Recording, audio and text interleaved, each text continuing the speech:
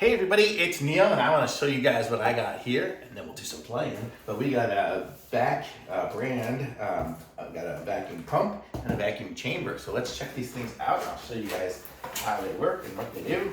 So we'll open up the pump first. Here's the operating manual. I guess this is going to be some lubrication stuff for it. The vacuum pump oil, that's what it's called, the oil that goes in the pump. And this is the pump, heavy. Oh, it looks like it's some of the oil leaked on it, so I will put it on something. I'll just leave it in the plastic for right now. And then we'll move this over as we open up the rest. And then here is the vacuum chamber.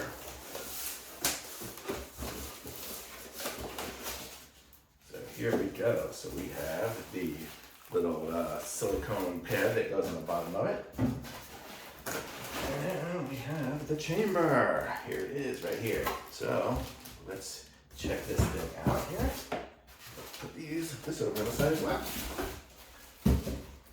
Okay, so look at this, a huge chamber. Oh, nice. So this is the chamber here. And then here is the top. Ah, sweet, it has the valve on the top. I actually have a chamber, one of their chambers, a different one of their chambers, right here.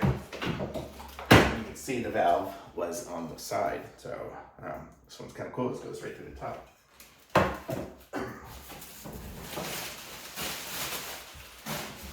Been using their stuff for a while now, you can see. So, okay, so, and the way it'll work, you see it's cool. It's got a see-through top so we can watch our stuff as it goes through. So let me find something to put this on.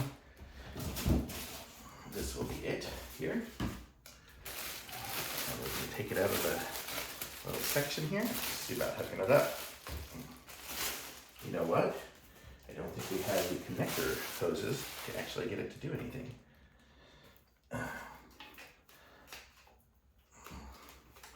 So what we're going to need is I think, the hose that goes from here to there. And I don't think it came with one, did it? Check.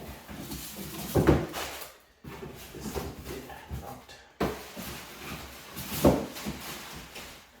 It did not, but thankfully I think I have one from my other setup here, so we could probably use that instead.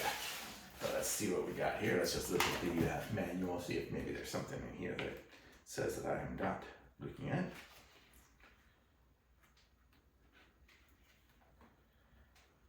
So it's cool. It's got anti-backflow and stuff. So here, so the way it kind of works is you go like that to open it up and to let the air out and in, and then you can close it up there.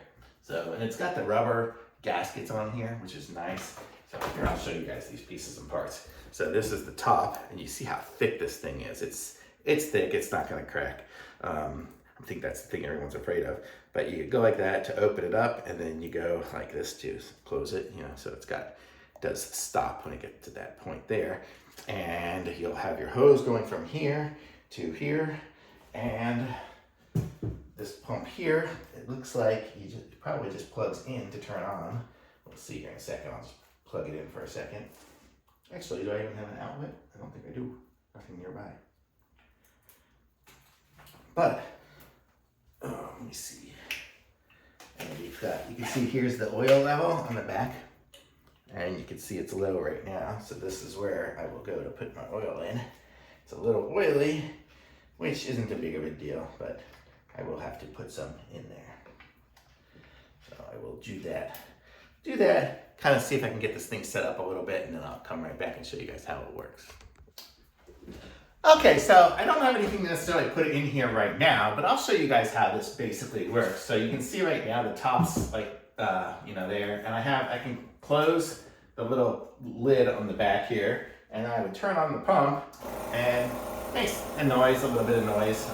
And you can see right now it's probably not seated correctly, but if I hold it down for a second, it'll make a seal, and now you see the gauge going up. So this is how much pressure we're getting in here. So if we had our, something in there, marshmallows or whatever we want to put in there, it'll start expanding or contracting or doing whatever it needs to do. If you have a balloon in there, it'll just kind of get big if you have a little bit of air in it. But it's cool. So you can see it's going up here in the number here. So we are at whatever, minus 15 HGs and whatever, minus 6 PAs. So what does the other one have on it? Let me look at this one here. So this one here had the same kind of numbers and stuff on it, same kind of scale. Came with that as well. So, I mean, I'm totally a fan of these guys.